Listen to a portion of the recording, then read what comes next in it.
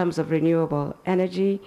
And I have also had the background of working very, very closely in my position as cabinet secretary with my counterparts, ministers of environment in France. A part of my early schooling, in fact, I started my PhD in France in 1989 before moving to the US, where I completed my PhD studies in 1993. Honorable members, again, if you look at my PhD and my CV, you will notice that I've also published very, very widely in these fields. When we look at the foreign affairs policy of Kenya as it stands at the moment, and we look at the specific pillars concerning peace and security, pillars concerning our economic position, pillars concerning our environmental, our cultural, and our diaspora strategies, I think that if you keenly observe my experience, I am very well prepared to serve in this capacity. And with those very many words in terms of introduction, thank you, Chair. Thank you, Professor. Actually, the reason why I was trying to tell you, be brief, we have your CV, so most of the things, even the achievement, they are well explained here in your CV. Maybe just to request you to provide us with the original academic certificates, if you have them, and that can be taken around for members to see. Good. And then I would also wish to mention to you that there was a public participation as required by law, because this process is grounded in the Constitution and also in relevant statutes, specifically the Public Appointment or Parliamentary Approval Act of 2011. And therefore, that requires that there should be a public participation, which ended yesterday. And I would like to report to you that we did not receive any memoranda for or against your nomination. Having said that, we also, as Parliament, wrote to several institutions that their clearance is required for this process.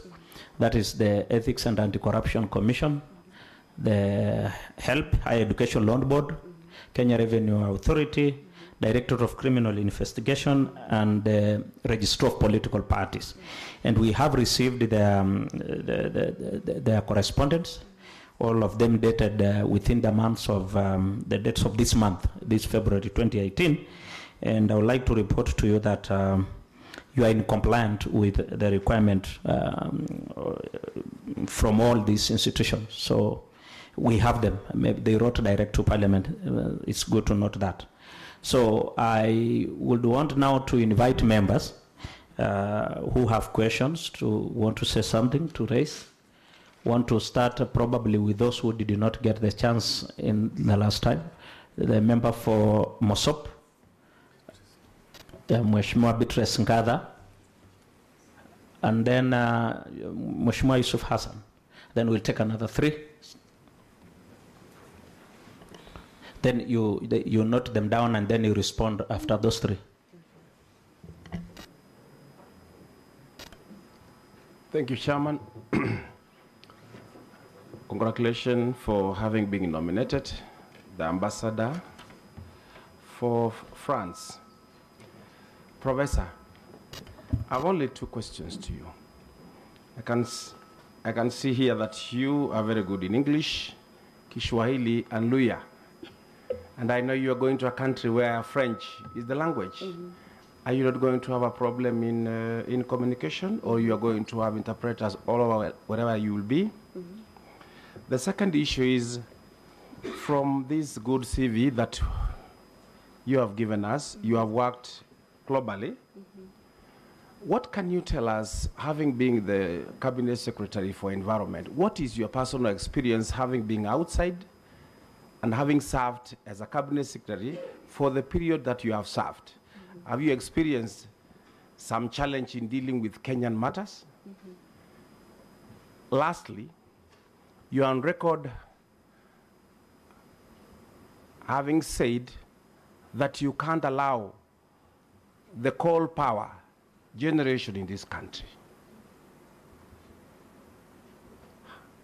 Is that still the same position, though it's a government policy that they must have one in Lamu and mining coal in Kitui and Mui Basin?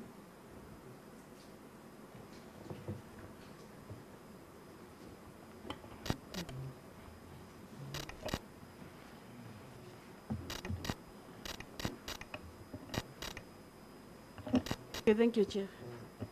Okay. Congratulations, Professor. I have one question for you. You have been appointed as an ambassador now, a position that is lower than what you have been doing before. And you are going to be taking instructions from somebody who has been your junior. What do you feel about it? Are you going to deliver? Will you be able? What is really going to motivate you, since now somebody who is your boss is somebody who has been your junior? Will you be able to deliver effectively? Thank you. Thank you, Chair. I want to join others by congratulating Dr. Wahungu for her nomination to the position of our ambassador to France. I have two questions. One has already been asked, but I'll re-emphasize it. You seem to have a very impeccable credentials when it comes to the sciences. And I think you may have done a fantastic job in your portfolio as the Minister for Environment. But there are two critical experience and skills missing from your CV and your experience in regards to your new role as the ambassador designated to France. One is I don't see much of foreign, international, or diplomatic experience. And the other critical one, which has been asked by my colleague, which I think is important to underpin, is the fact that you don't speak French. And you're going to a country which is very proud of its language and culture, and you would hardly ever meet anyone who, at a government level, who is willing to engage in one of the colonial languages that we'd be taking there. So how do you intend to overcome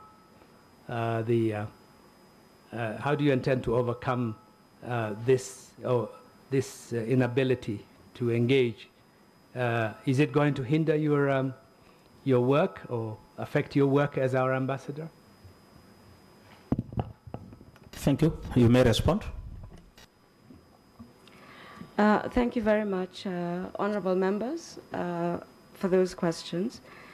I will address the issue of the French communication first.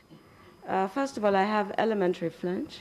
Je ne parle pas le français, mais je comprends un peu. So I'll be able to, I'll be able to manage. So I've addressed that question in terms of the two. It's elementary French, but I don't think it's going to be a challenge. So I wish to assure honourable members that the issue of the language I'll be able to manage, and I'll be able to address it. A second question that was addressed was whether I have had challenges addressing Kenyan matters. And I would like to categorically say I have not had any challenges addressing Kenyan matters. If anything, if you look at my track record in terms of legislation, in terms of policy development, and in terms of the transformation that I have led in terms of the environment sector, I would argue, honourable members, that I have the distinction of being the best serving environment minister in this country, and that is on paper. So the issue of not being able to manage Kenyan affairs, I think I have addressed. Look at the record, look at the policies I've put in place, look at the pieces of legislation, and I challenge honourable members to find any other cabinet secretary or minister that can match my record. It is there and it's on paper. Now, the issue of the coal plant. Now, when it comes to providing advice and when it comes to issues of energy, let me also remind the honorable members that I have a degree. First degree is in geology, second degree is in petroleum geology, and my PhD is in energy resources management. I am therefore an expert on energy and as well as the environment. When it comes to the infrastructure and what it is that we're going to invest in as a country, my job is to provide the best scientific advice. Now, once I've provided that scientific advice, and government has a position on a project, I cannot and will not stop government position. I simply provide the advice. And that is what I have done in my capacity as the Cabinet Secretary of Environment and Natural Resources, being one of the country's experts on energy and also in geology. So I provide advice. But once the government decides this is what they're going to do, I don't have the mandate to stop it, but to say this is what I have advised. I hope you appreciate that position. Now, in terms of my position as the designated ambassador, one of the distinctions that I can have as a citizen of this country is to be able to be given the mandate to serve. And this I will do with distinction, irrespective of the position. I don't look at this position of being given the opportunity to serve as ambassador to France as a demotion. You know, if anything, it's an affirmation of what it is that I've been able to achieve throughout my career, what I've been able to do and serve in the last 5 years. And I've now been given the platform of taking this further in the international arena. If you look at the current political dispensation in France now, President Macron is actually becoming the international spokesperson of the environment. His position on climate change is extremely well known. If you examine just what he did in the last few weeks, is that he had a meeting or a summit, a planetary summit, whose focus was on climate change. And in that particular summit, where we had the distinction of being invited, there were over 50 heads of state that were invited to that summit. Our head of state was invited. Professor Judy Wahungu pleading her case as to why she should be given the position of ambassador, the Kenyan ambassador to France. She's the immediate former cabinet secretary for environment and natural resources, and we shall be dipping into the to County Hall every now and then to see what's happening there. She's not the only one. We also expect the former health CS Mailu, as well as others, to be vetted for the positions they have been nominated for by the president. But before we get into our conversation here, I have all my guests in studio. But first, let's cross over to NSSF, where Dann Mwangi is going to be giving us a brief on what's happening from that end. Mule. Yeah, thank you very much, Dann Mwangi. As you said, I'm at the NSSF here in Nairobi, where we have a group of demonstrators from a number of organizations that are under the Central Organization of Trade Union Court who are demonstrating. And today they are saying that they are calling upon the government to ensure that they get their rights, and they are demonstrating about the rights of the domestic workers. And right here, I am with one of them from Kudaiha. Please come close. I would like to talk to her. She's the one carrying the petitions, so I have to talk to her very fast so that I can release her to go and present their petitions. Before they got here, they were at the National Assembly, where they presented their petition to the National Assembly, and it was received by members of Parliament Godfrey Osotsi and Omboko Milemba, who have promised they're going to ensure that whatever they are asking for has been provided for them. So, tell us, what is this petition all about? Here we are looking at domestic workers' rights.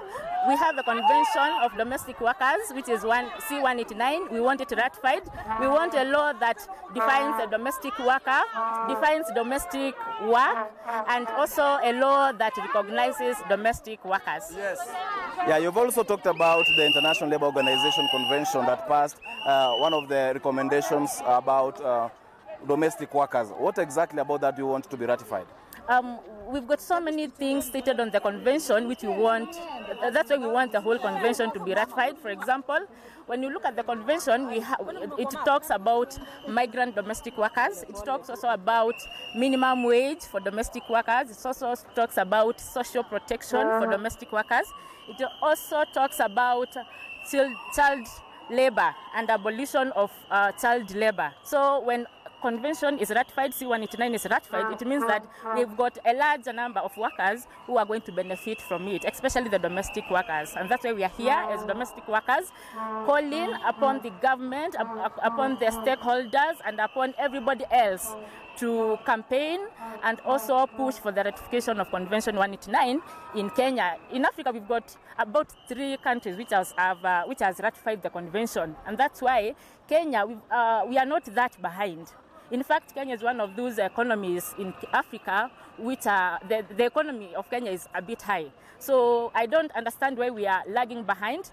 Yet we went at Geneva, passed this law, and when we came back, we are just relaxed. It's like we didn't vote for it at Geneva. So Kenya, the government, and whoever is responsible, please. Okay, maybe if I cut you short, you've talked about the Convention 189, and there are a number of recommendations that came from that convention about domestic workers. You've talked about issues to do with maternity leave, things to do with paternity leave, and also matters to do with your salaries. What are the specifics in all those that you have in your petition?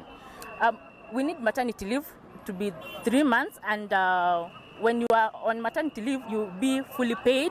Another thing is the minimum wage. We know that domestic workers are normally paid below the minimum wage. Some of them are even paid 2,000, 3,000. Yet we have the wage order, which talks about 12,900 and something for domestic workers per month. So let them respect that. Maybe as we conclude, the issue to do with the salaries of the domestic workers, as you said, is something that has been spoken about severally. How can you rate the performance in Kenya today? It is talked a lot about, but we don't follow what the government says. We have wages which have been regulated, but nothing which has been done, but we are calling upon people to respect whatever which is being laid down. Okay, I was talking about the way Kenyans are maybe fulfilling that, whatever was passed about the salaries. We've talked about the salaries and the minimum wage. Is it being done in some of the places? Yeah, there are some employers who are doing it, but very few. And when you look at it, most of them are even foreigners who are implementing this thing. Our Kenyan employer and some of these foreigners don't respect that. Yeah. When you presented the petition at the National Assembly, it was received by some of the members of parliament. Yeah. So what are you hoping?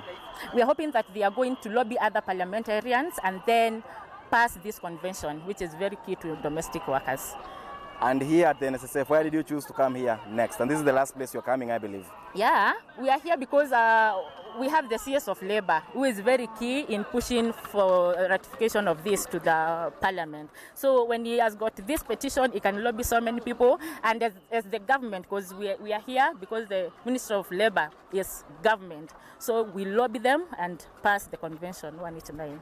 The last question. This convention about the recommendations of the Convention 189 was done in 2011. So why now? Why are you demonstrating now about the recommendations being implemented?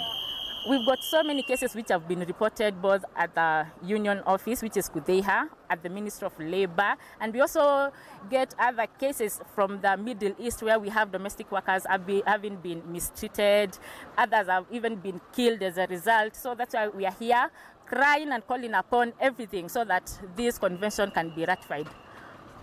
Thank you very much, and true to my word, that's the last question that I was going to ask, and I'll be taking you back to studio as we continue to wait and see if the petition will be received. And this demonstration started from Gikomba, that's the headquarters of KOTU, and it was flagged off by the Secretary General of KOTU, that is Francis Atwoli, and then they walked all the way to the National Assembly where they presented their petition, and they are calling for the ratification of the recommendations that came out of the Convention 189 that calls about the improvement of the environment of the domestic workers. issues to do with maternity leave, paternity leave, and also having off days every week. Those are some of the things that they want implemented in this convention. So they are hoping that they are going to get someone to receive their petition here at the NSSF, where the Ministry of Labor is housed. So we'll be bringing you more about it in our other bulletins. So I take you back to my namesake.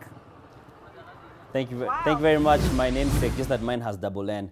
Dann Mwangi, who's coming to us from outside NSSF, and you could see Ukur Yatani already has his work cut out for him. He's just been sworn into office a few days ago, and he already has a demonstration at his doorstep. So wait to see how he's going to handle that. And the issue of domestic workers and their pay is one that comes up possibly every beginning of May, for instance, when we have the Labor Day, and the president usually, in some cases, has announced an increment, whichever president is in office, an increment in the minimum wage, which, like the lady there said, is not followed through by everyone. Because ideally, especially if you live in the big cities, Nairobi, Mombasa, Kisumu, and the likes, you're meant to be paying your house help 13,000 shillings, just below 13,000 shillings a month.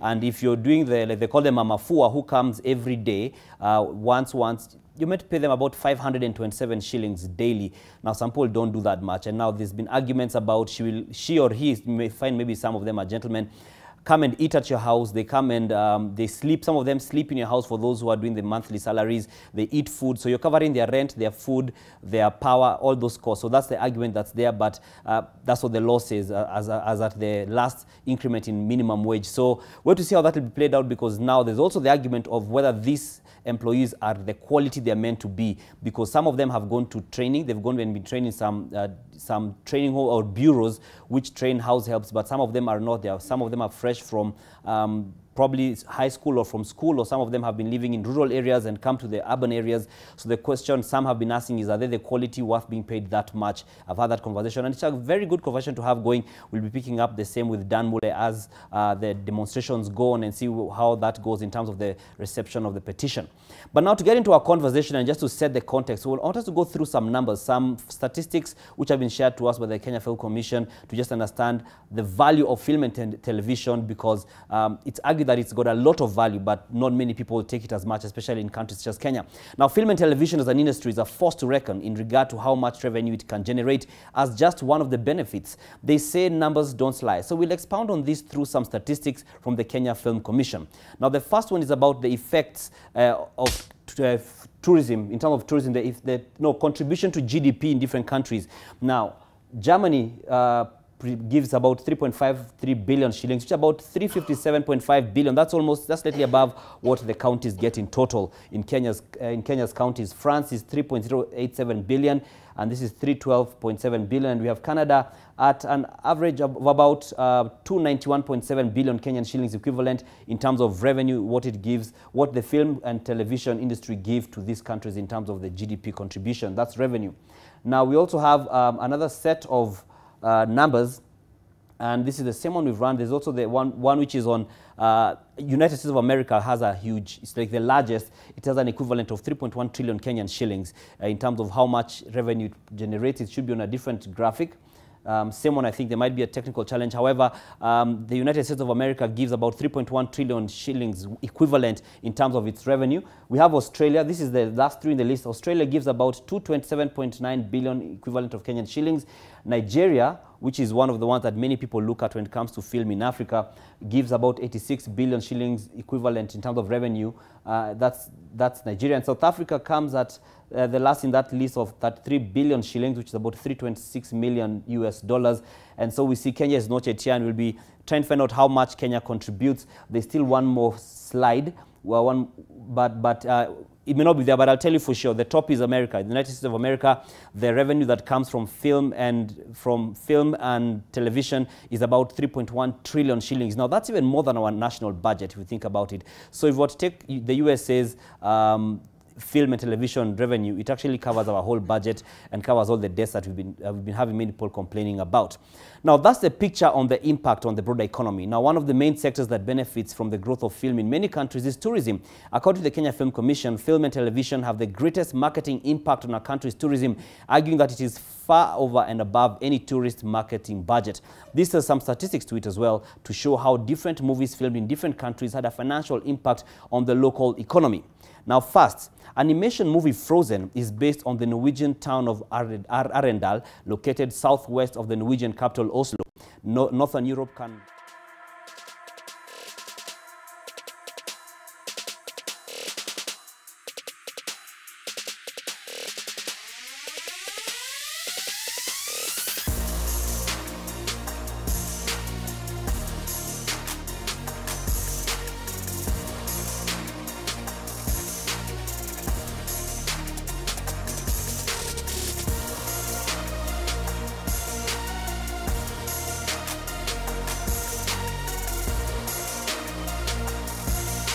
have on our list. It's given them an increase of 40% in terms of tourists who visit the country on account of this movie. Now, second, the future of civilization was painted as resting in the fate of one ring, which has been lost for centuries. The Lord of the Rings movie trilogy was filmed entirely in New Zealand, and the mention of the movie must...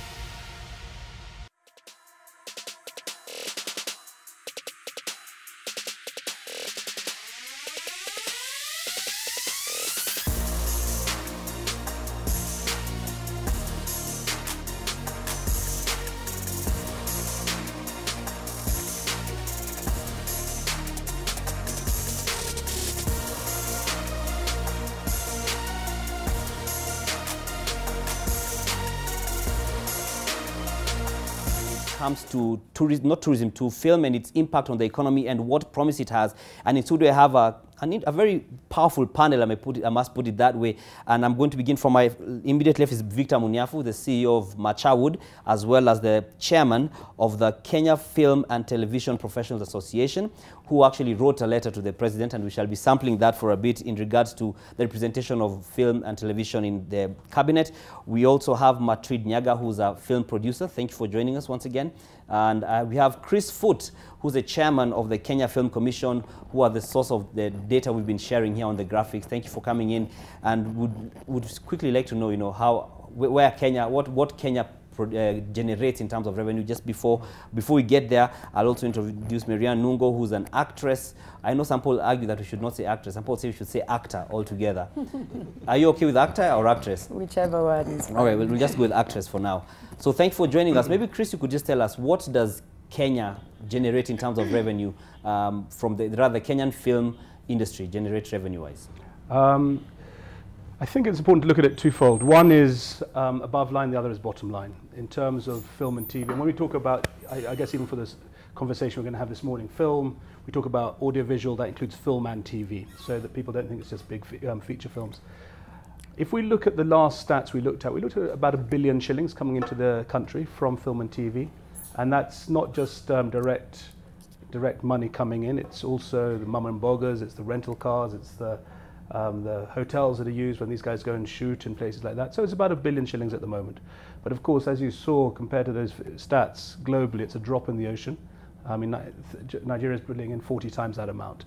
So it's nothing to be proud of, and we're very conscious of the fact that we've got a long way to go. All right. And maybe, Victor, you could tell us, why aren't we where Nigeria is, for instance? For you who's been in the industry for a while, why aren't we where Nigeria is, and we still see them doing some movies which we laugh about sometimes here? Yeah, you know, we could be where where Nigeria is, but if we decided to take film as a business, yeah, because a lot of people have taken to film as a hobby, not necessarily as a business. So they have to put a business angle to the whole aspect of filming. Nigeria did it, and that's why they're able to drive the agenda of film as a business, and they've grown. And there's no good or bad content. You know, once content is out there, the ratings increase. The quality also goes up, and as the quality improves, then that's how also people begin to earn good revenue from their products, and they keep on contributing more. So all we need to do is in this part of the world, we need to just monetize film and be able to increase the space for production. Then also the outlets for showing these films, especially the TV stations, should actually promote local. You look at they invest quite a lot in bringing in the foreign telenovelas and the Nigerian films. They could be cheaper for business, but you see, you're killing the local business by some stations even offering the producer an amount that is 10 times less what they even spent on the production. And you cannot grow a business by reducing the revenue streams like that. And just on that point then, why is it, what is it that those other countries have that reduce their cost of production? Because that now again influences if the Kenyan producers are having high budgets. We'll come to you, Matri. You know, the Kenyan producers have got, I mean, the productions are highly cost, and that's why you've costed rather. And so you'll find that media houses, for instance, will find it more financially viable to go for the international ones. I don't believe in that line of argument, because you know, filming is generally expensive, and the cameras themselves, the prices never come down, the crew rates never come down. So cost of production is not just about going on set and shooting. It's about what is associated with the filming itself. So you'll notice that the crew rates and other stuff are very peripheral issues. But if we are to build an industry, as much as we've been pushing government to provide incentives for filming, we also need to, first of all, sit back as an industry and decide what is it, where do we want to head there to take the industry, what is it that we want out of this industry, because I've got a lot of my members who even currently have imported equipment, but the tax on the equipment is so high that they cannot even have it cleared at the KRA. So the taxation on equipment is high, and the issue of double licensing, multiple licensing has been there, and it's been affecting quite a number of people, depending on, because now it's been even devolved, and each county still has not understood that you need just one license to film. So they will want to charge you different amounts depending on which county that you're recording, and some of them charge as much as 400,000 shillings per day when you're filming. If you want to film inside the parks, again, that's another issue that has affected our people. You want to film inside the park, you're paying about minimum of 85,000, 60,000 a week or a day, depending on which particular park. So these are some of the extra fees that end up affecting. And I know Kenya Film Commission has been very vocal, and they've tried a lot to try and harmonize some of these things. But I'm sure we have to just, first of all, start at the top and focus more on the industry now that we've seen the new leadership has taken over. We just hope that film will be somewhere, and somebody will realize the potential that we have. We are always in the back burner, and we hope that somebody will put us in the front burner one day and sit with the industry stakeholders, find out exactly, because Some people will want to implement what they think will benefit the industry. But we've got the bodies that are concerned with the film. The Kenya Film Commission, we've got KFCB, and to an extent the Communication Authority and Kenya Copyright Board. They're all involved with film. But I think to a great extent, the industry voice is ignored. Okay. And that's why you mentioned the letter. You know, we had to write to the president because, you know, every day we are always on the back burner. All right, and we'll be taking we have a graphic of that letter, at least some excerpts. And before we get to that, maybe I can come to you, Matri, as a producer as well. And we know that productions are expensive. He's mentioned some of the reasons why they're expensive, be the tax on equipment. But sometimes you might find, for instance, if it's about locations, sometimes people might find locations which are not as expensive in some cases. Is that the only thing that you find you can kind of compromise on? What else can you as a producer try and cut down on so that you can actually bring down your costs? I would say, I would use my example, my personal example. I try a lot to see how I can work with other industries or other players. You know, so for example, in terms of if we use your location and we don't have the money to pay for the location, then maybe we could advertise or a product that you have or something that you have. So it's you know, it's split in two. So it's both sides. It's I'm getting something and you're getting something. Then that could reduce. But then again, it's not going to like reduce the budget immensely. You know, it's still going to be expensive. So what is your main cost? Which is the very huge one that you feel if somehow that was reduced, you'd probably have lower costs, or is it impossible to get there? No, it's not impossible to get there because KFCB, I believe, are trying to cut down on the double licensing. You know, so they say that if you just get the filming license from DFS, then you can shoot anywhere with just that one filming license. Then you don't have, if you go to a different county, you don't have to get another license for a different county. So at least that is one thing that, you know, when it's actualized completely, then we know that it's going to reduce some of these things. Of course, equipment is expensive. As Victor said, it never goes down. You know, it never comes down. And I personally believe in that everyone on set is important. So you can't say that I will not pay my cast or I'll pay the crew this amount because I'm trying to save money or because I don't have money. So, I mean, everything is important, everything is necessary. So it's just that, just try to see the small costs, you know, like locations. Maybe can we work with a company that will provide us with cars, you know, for transportation.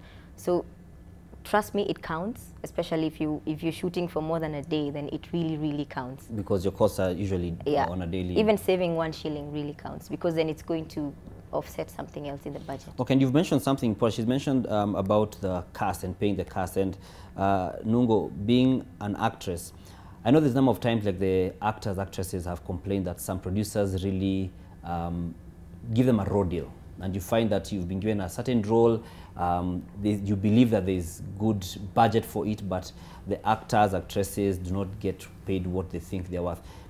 How is it for you? How's it been for you yourself? Have you found yourself in situations where you feel you've been underpaid? And do you still do it? Because at times some of the producers are said to be taking advantage of the fact that you don't have elsewhere to go, you don't have another source of money, so your desperate situation will make you work. To be honest, Dan, that does happen. A lot, actually. But then it greatly depends on the actor's situation, whatever situation at that point in time. Yeah, there's the investment that comes into play. There are times you can do it, but there are times it messes your rate even as an artist. Yeah, because if today, for example, I get a gig and do a gig that pays me 2,000 shillings an episode. What is 2,000 shillings surely? For an investment that I've invested in the industry for over 12 years. That's, to me, most of the times when that happens, it feels like a mockery. Because it's true, you hear cast, crew basically, are being paid very well, yeah? They end up going with a good package at home, but for most actors, it's not the case. And especially, for most actors. Okay, yeah. Chris, maybe you can contribute. I think, I mean, a lot of valid points raised here, and I think we need to look at the whole picture. I think going back a little bit to the question about Nigeria, there's only 4 countries in the world that can internally sustain their own industry: India, China, US, and Nigeria. They've got enough people and enough of a screen culture to actually justify an internal market. Everyone else, it has to be an export market. And that's something we have to focus on. And for us as Kenyans, we should be looking at the 200 million Kiswahili speakers in the region who are looking for content. We should be providing content for that. That's number one. Number two, the Nigerian problem is the same as the Spanish novella problem. The big problem there, and it's part of our incentive package we're putting forward, is those things coming in and not being charged tax at the cost of production. The easiest thing for us to do would say, yes, you want to bring a Nigerian soap or Spanish novella, we will charge you at the border the cost, a percentage of duty on the cost of production. Not on a DVD. What did it cost to produce that novella or that Spanish, Nigerian soap? And we will charge you a percentage of duty on that. And that will immediately level the playing field for our local producers to start actually being able to enter at a competitive level. In terms of the duties, we're looking at that, and we'll talk about that later. And that's something actually we did actually have for quite a period of time. We had duty-free camera equipment, but it wasn't taken up because the process hadn't been clearly defined as to what it was. But I agree, this is something that we need to look at holistically. If we look at the counties, and Victor mentioned it, and Victor actually at Mashawa is one of the few guys leading the way, they've realized it's not just about filming fees. And the Kenya Film Commission, we have in March, when we have our market, the film market here, please come to it, we're bringing the counties together. And one of the things we're going to be talking to the counties is, listen, let's level the playing field on your fees. Actually, film has not been devolved. It's still, licensing is still central. But listen, people, look at the upside. If somebody comes and films in your county, you get a crew that descends for 2 weeks. They need accommodation, they need transport, they need security, they need food, they need to employ runners, they need to employ locals. The amount of money comes in will dwarf the amount you're charging on fees. So do what Machawa would do and make it an attractive proposition, and you end up pennies up anyway. So that's the sort of conversation we need to have, and I agree very much with what Victor says in terms of, as a government, we need to realign our priorities on film and TV. And we're way down. Nigeria's 2-3% of GDP is film. And those figures you turned out, and you talked about Australia at US at 33 billion. You've got countries like New Zealand, a fraction of our size. They're bringing in about 5 billion on film revenues. So we need to realign our priorities, and it's gradually happening. And I think my frustration would be that the very top, the president understands the need for film and TV and the role it can play, but the trickle down of that information to the agents who can actually make it happen has been somewhat frustrating. And I think as we have a new CS coming in now, we very much hope that he gets what film and TV is about, because that has been universally frustrating for everybody. You know, there was a time when the Kenya Film Commission, we were getting, our annual budget was less than the wildlife clubs of Kenya, which you probably don't even know exists. You know, and if that was the priority of what you're investing, with sole government mandate, the sole government parasite mandated for the development of the film industry in this country. And if I told you what our budget was, you would die of embarrassment. It's at least 10 times less than what South Africa is getting. And the multiplier is, for every dollar a government spends on film and TV, they'll get 4 back. So it's not asking, these guys are asking for charity, they're not asking for handouts. They could become a major economic pillar if government realigns its priority on financing film and TV. And we'll be very vocal about it and very unashamed about that. Okay, and you know, it sounds really good when you talk about it that way, but sadly, like you said, it's not being reflected on the ground. Okay, and the Kenya Film and Television Professional Association, that's KFTPA, wrote a letter to the president, and we have some excerpts of that. I think we can put that on the screen. We have the first one of the excerpts, which we are talking about the cabinet appointments, in terms of the recent cabinet appointments, and one of the excerpts says that we also take note that our industry, with all its potential as a job creator, which is what also Chris has said, and contributor to the economy, does not have a ministry dedicated to this sector. And this is coming from the aspect of, which is going to come in just a bit, our sector cannot be reduced to heritage. Heritage is based on a historical value, something that is handed down from the past as a tradition and is a component of culture. Based on this fact, we cannot have culture as a department within the Ministry of Sports and Heritage.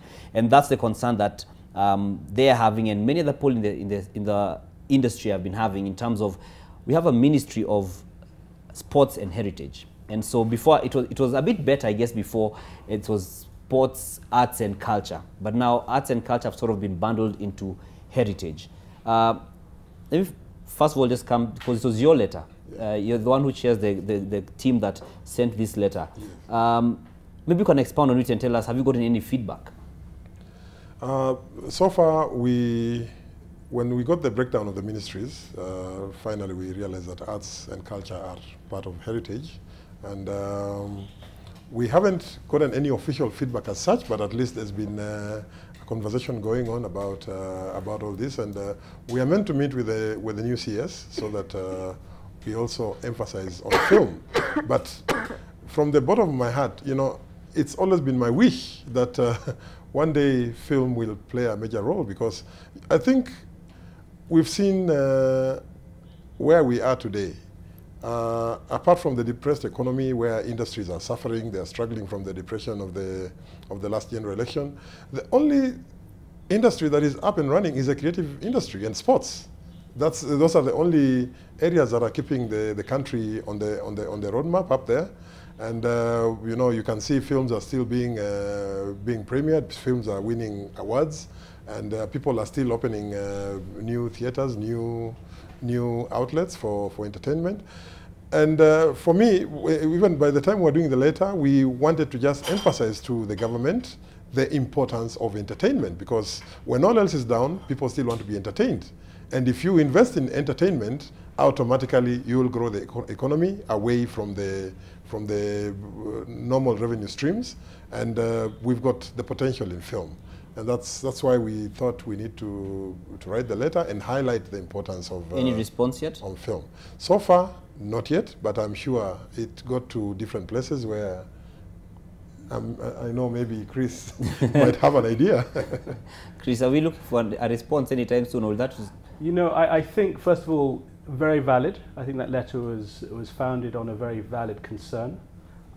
In fact, historically and globally, best practices, film and TV, is often with the ICT industry, because it's become digital now. And in fact, film used to be under ICT here until 4 or 5 years ago. So I think it's a conversation that needs to happen, obviously with people far farther up the food chain than I am. But I think it's a valid concern. It needs to be addressed. And where you place a parastatal, where you place film, signals how serious you think it is. And there is a dynamic where you cannot mix up traditional tribal dancing with cutting-edge film and TV. That's as random as it gets. And we need to look at that. And also in terms of portfolio, you know, how do you have a conversation where one day you're promoting my tribe and our culture and our heritage, and the next day you're talking to these guys about what are they shooting with, how are we going to get the international markets, how are we going to edit, and how are we going to post-edit and studio. It's incongruous. So that conversation needs to happen, and we will do as best as we can to take it to the powers that be. All right. And you've mentioned about digital, going digital, because of the digital migration, which was a very big deal, and finally everyone moved to digital from analog. And one of the promises that was made in regards to digital migration, one of the things that promises that the whole arrangement has, is that it will give more platform for the producers to have their content out there. Martin, so far, are you feeling the effect in terms of the platforms, or do you still feel that you still have to really compete for the big broadcasters? I think it's a yes and a no at the same time. One thing is, of course, we are glad that we have many platforms now. And we always say that content is king and story is king. So then that takes us back to the drawing board, and we're just producing. You know, we are able now to produce 3 minutes video and post them online. We are able to go, you know, just share all the content that we have online, which is good, as opposed to before when I was getting into the industry, you know, it was just the big four or the big five. And just from my experience, I remember I literally went to every station with my pilot series that I had shot. And as someone, like the young people right now, I'm not saying I'm old, but the younger people. It's okay, we won't ask your age. The younger people today have the opportunity to, if you have your pilot, you just put it online, or you have the opportunity, you have different platforms. But then again, it's not really translating in terms of money. Yeah, the business side of it. So that's still a challenge because as producers, I know we say that sometimes it's a zero budget, but it's never really a zero budget because you have to really take care of some costs. So some money will be involved, and sometimes you don't get to get even the money that you actually use back. So, yeah. Okay, I think just to add on to what Chris and Matrida have said, where we are positioned makes a very, very big difference. You know, you look at even our neighbors, Uganda, film is under the office of the president. When you look at even Tanzania, film licensing is under the office of the prime minister. And you'll look at the growth of film in those areas, it makes a very big difference. Where we are positioned makes a very big difference in that I know we were put under culture because of the UNESCO conventions which allow co-production treaties, which can also ease the burden of production. As Chris says, that most film industries are under the ICT, you know, because of the developing technology. For me, I would really wish, and my association would also want to really put that forward, that we need a substantive ministry for specifically the creative economy, and or if not, we come up with a task force. You know, the government can come up with a task force to promote the creative economy. And then we bring together all the government bodies that are involved with film, whether be it in ICT, be it in the other aspects that can address these issues specifically and find a solution and determine where we should be positioned as an industry so that we can reap benefits. Do you feel that it's a bit of a tall order because, as it is, if I'm not wrong, the president has already exhausted the number of ministries that there can be. So you're probably asking for one to be sort of dismantled, remerged, and created for your own ministry. Okay, even the last time when he became the president the first time, he created a task force that made a number of changes that we are seeing right now in the creative economy. I'm sure he can still create a task force because, you know, where people raise issues, it just shows that there is something that requires attention. We are not demanding, but, you know, it's his prerogative. There is a parastatal reforms body that can be able to have a task force which involves the film industry stakeholders. Last time we did a task force, and with all due respect, they did a good job, but there was no voice from the industry as such.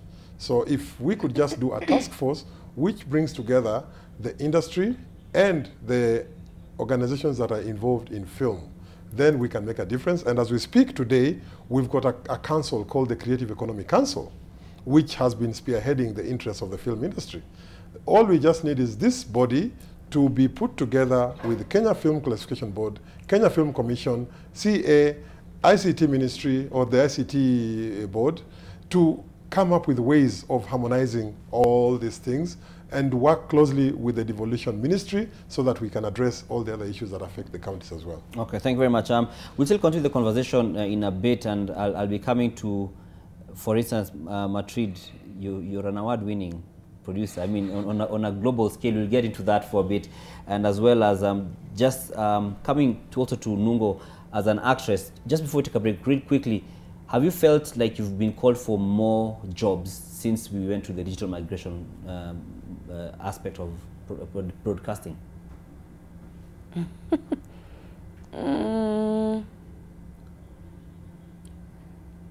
Truth be told, well, I know there are more opportunities. There are definitely more opportunities that have been created courtesy of the digital migration. 50-50, if I may say so, 50-50. Okay. Yeah. We'll come back to that in a bit more after this break. Keep watching NTV Today. Today it's all about lights, camera, and action. We'll be back in action in just a bit. Stay tuned.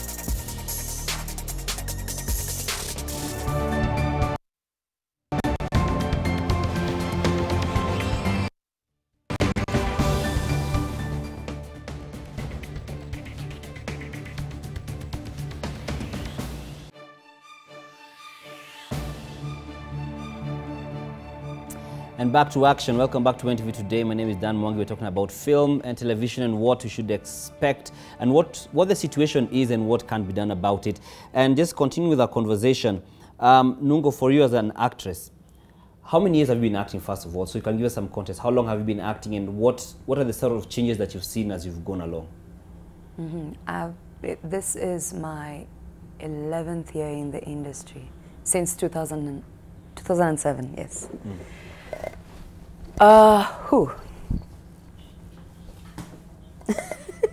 sorry, excuse me for that. There's been a lot of, other than the transition from analog to digital, there's also been, sorry, what was the question again? I'm just asking, what has your experience been? What have you seen changing? Have you seen, I mean, we've seen differences, just the quality, for instance, but for you as an actress, even the roles you're called for, what has changed for you personally? I, in particular, would speak and say that, first of all, with the kind of character that I'm called for, most of the times, it's kidogo frustrating because I find myself being cast for the same, okay, not really the same, but really strong characters. Not that it's a bad thing, not that it's a bad thing, but you know, the diversity of things, yeah. I would like to see difference, yeah. A difference even as characters and scripts and everything grows. There's the, oh my God, I'm so tensed. It's okay, you'll be fine, you're doing well. I am so tensed. It's okay. I'm so nervous. But I mean, for you, what is your preference of the roles? What kind of roles are you called for? Like I said, I'm called for really domineering, authoritative kind of characters.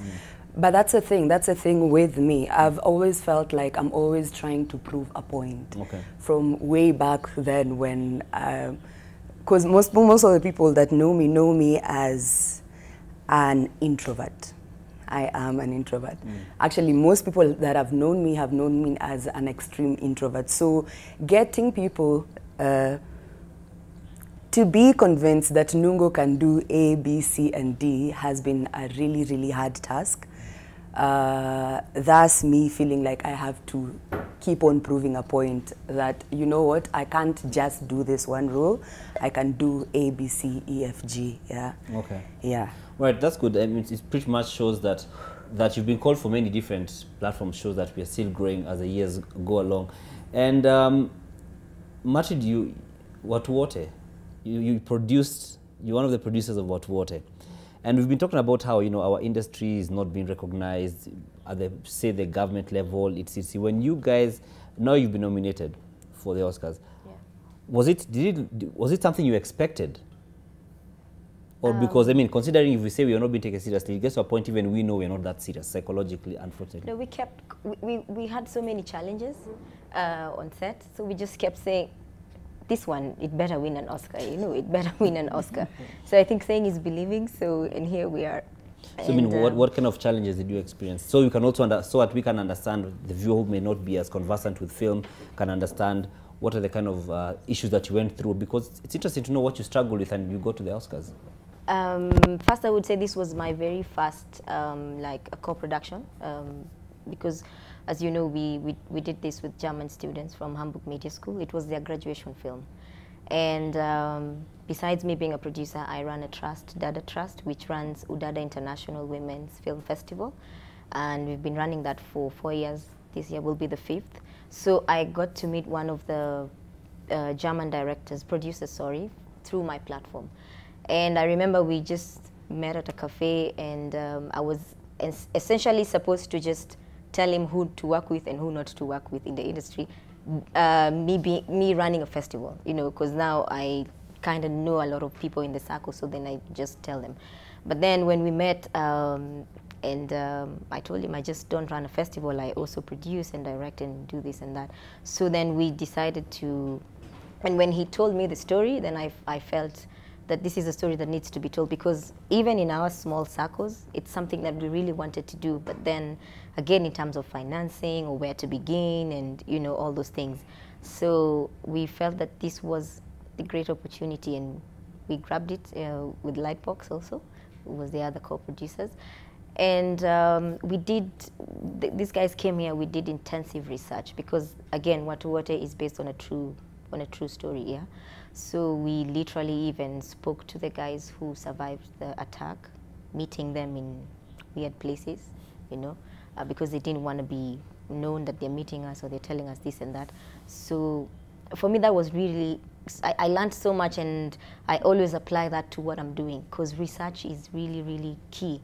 Because sometimes, and also myself being fault to that is, I have a script and then I call her, I call her, tell her, hey, come set kesho, nimekutumia page zako, you know. So she doesn't even have time to really understand her character, understand the story and all these things. Sometimes, of course, it's the zero budget issue, but that is something that personally I am like really getting away from. I'd rather just look for money and take time and research and do all these things. So after we did the research, they went, and now we had to fundraise. The university, of course, was giving, they had a budget, and also other international supporters, and we also went to KFC, KFCB, you know, the people that we know, yeah? And we got support in kind and in cash.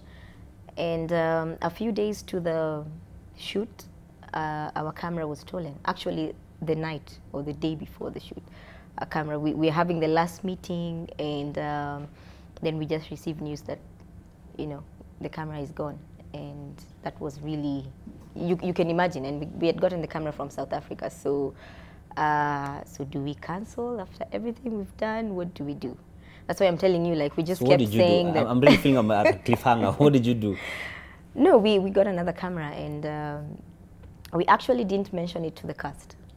You know, we handled it from the top, if I can say that. Because then we were dealing with very sensitive cast, because we actually had the Somalis from Eastleigh, the Muslims from Eastleigh. We auditioned there and all this. And we went to Mwingi because we shot in Mwingi, we shot in Magadi, we shot in Nairobi, and where else? Yeah.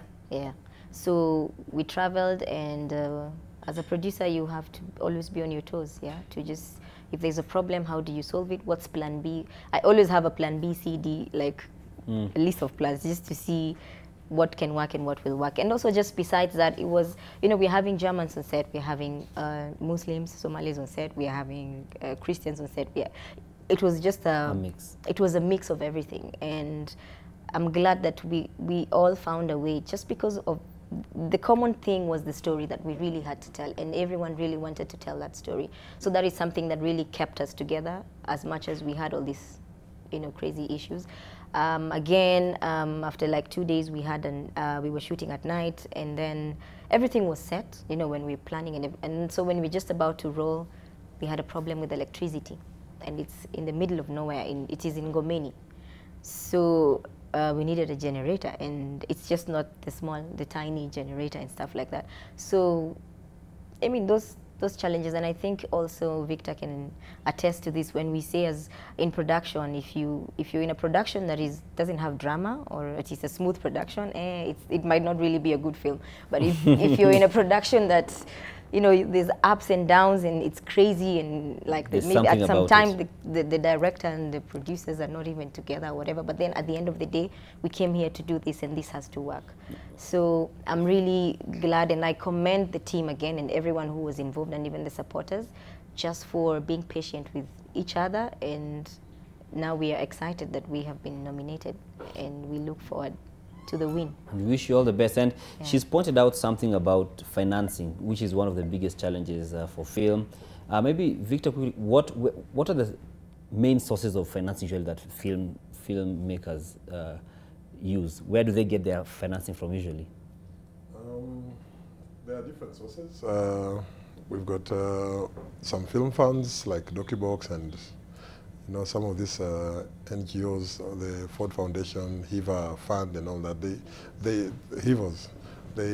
fund the content creation, but see, some of it is very themed, so it doesn't really allow for that kind of creativity.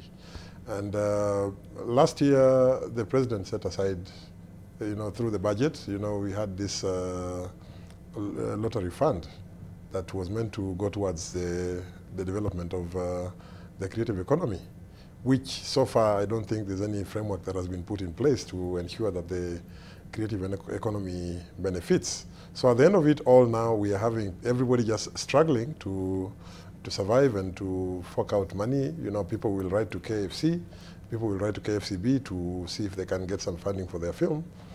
But at the end of the day, you realize that there is no industry that has ever been built by government. Government can only create a framework and facilitate the growth of a film, but government just putting money into film sometimes can be a very big challenge. So if that development fund could be set aside, the lottery, where most of the money that is raised from the lottery can go towards the development of the creative economy, then we can talk good business. Okay, and you know, we are still in the season of when we have the hype around Black Panther, you know, and it's a very big deal for Kenya. You know, Yes. We've seen many Kenyans being very excited about it, Yes. and it premiered in Kisumu not too long ago. Yes. And there's a story that Leila Mohammed did on the same, where she actually had a conversation with even different players in the industry, and see, the acclaimed American superhero film, that's Black Panther, featuring Kenyan actress Lupita Nyong'o, was screened in Kisumu on the 13th of February, 3 days before its worldwide release. Hosted by her father, the Kisumu governor Anyang' Nyong'o, residents were happy to catch a glimpse of the hometown queen showcasing her talents on the international stage. Leila Mohammed looks at the gains and misses of the local film industry. They looked for it in South America.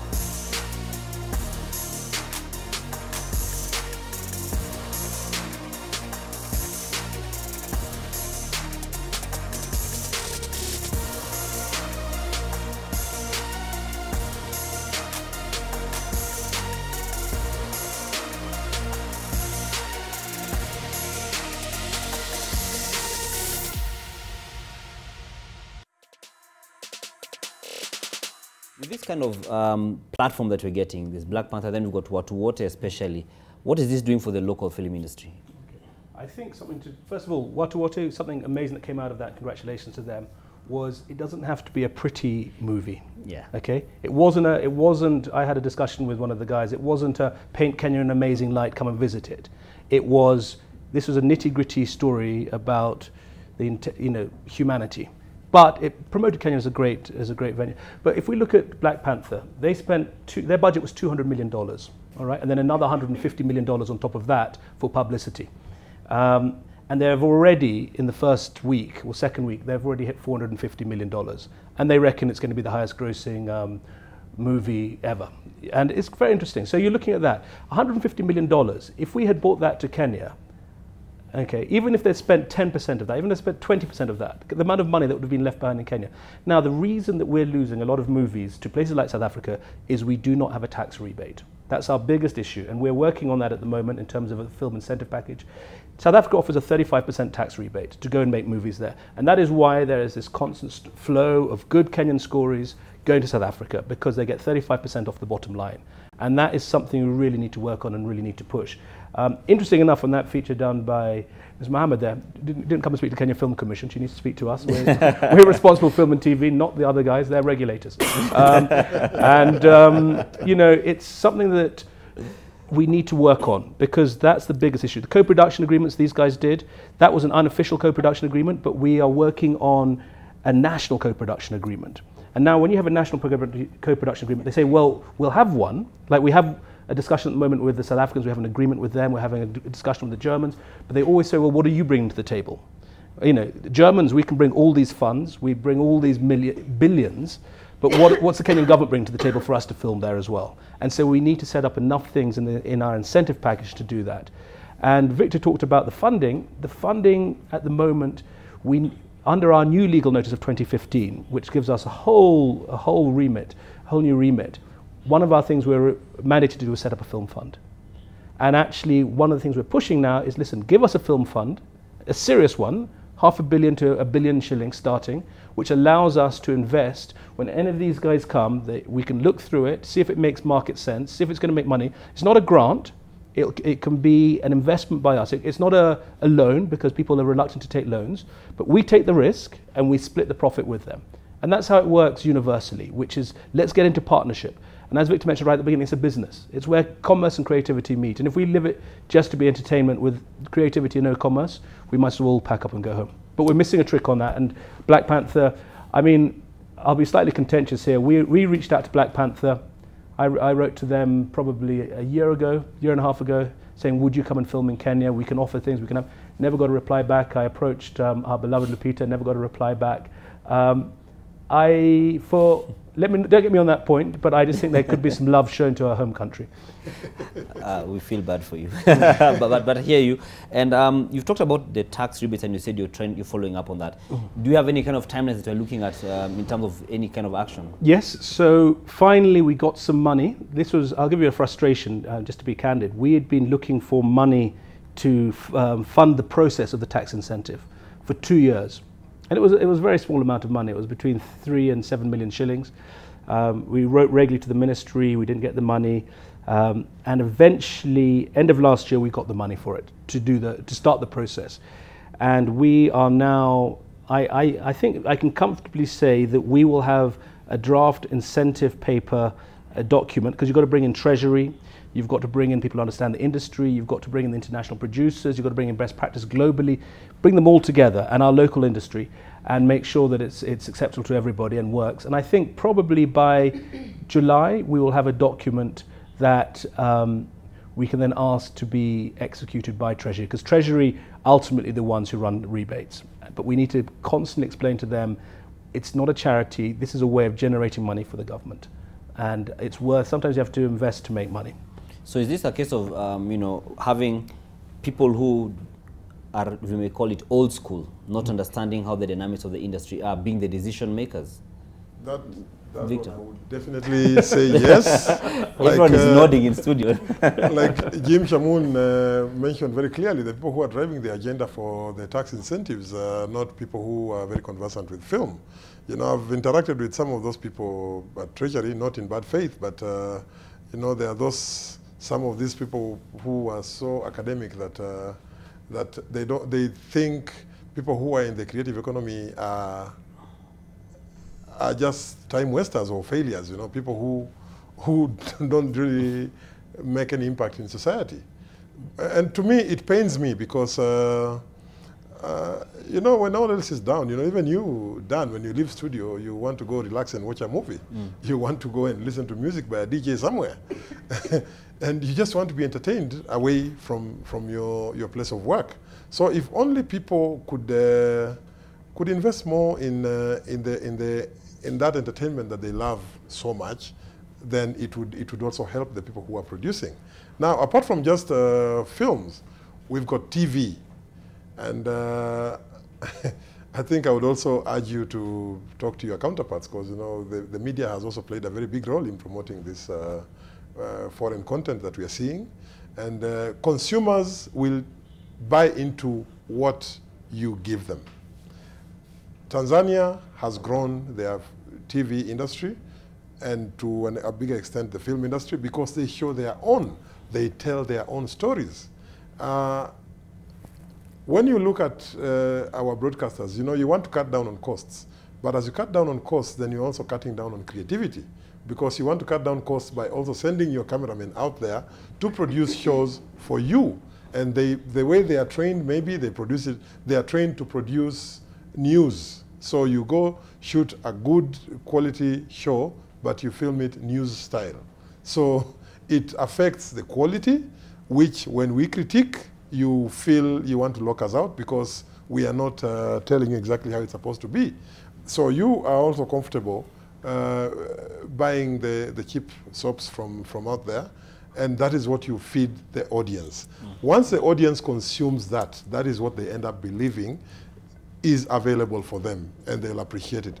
But if you give them local, they would also learn to buy local. And that's how the Nigerians built their industry. Tanzanians have overtaken us with their industry. You notice their movie stars, their music stars, they are big stars compared to the Kenyan ones, because they consume their own, and they tell their own stories. So if I came to NTV or KTN or whatever, whichever station, with an idea, you will want me to structure it, first of all, to tell the story in English. You will want me to tell the story the way it's supposed to be done in a foreign way.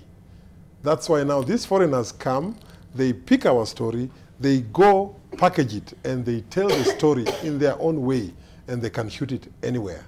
And they have the budgets. Yes, they have the budget. So we end up complaining, oh, you know, these guys are, how can a Kenyan movie be done in South Africa? It can be done wherever. But we were never encouraged in the first place. There was no space to be able to tell our story and show it out there, whichever bad quality it may be, but at least it has been told. Then somebody can pick it up and improve on it. Okay, I just want to go to Nugo. Is acting the only thing you do, or do you have any other job?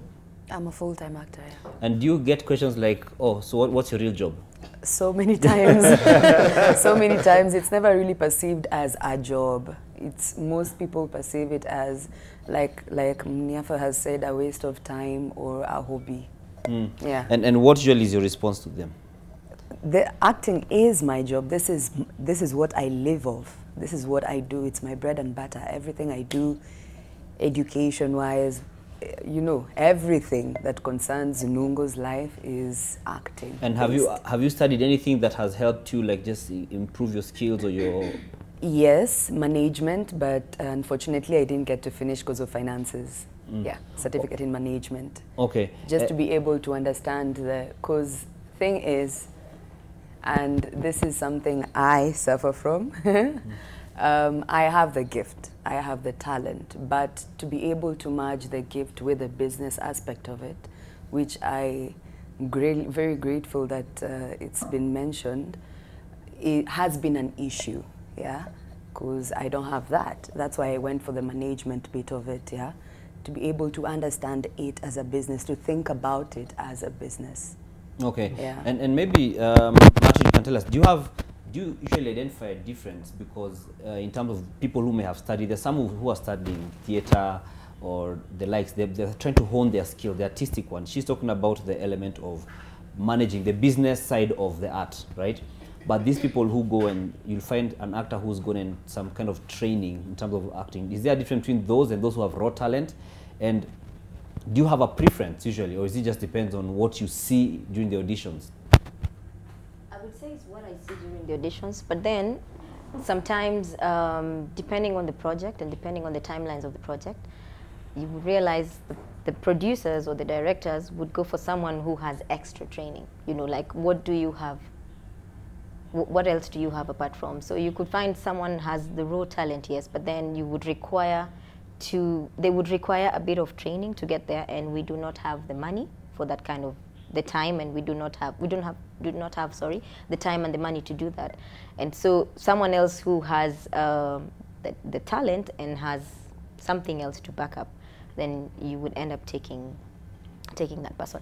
I studied film. I was lucky enough to study film, and even as I was studying, I was an extra. I started off as an extra or back. Okay, they used to call us extras, but now they're called background actors.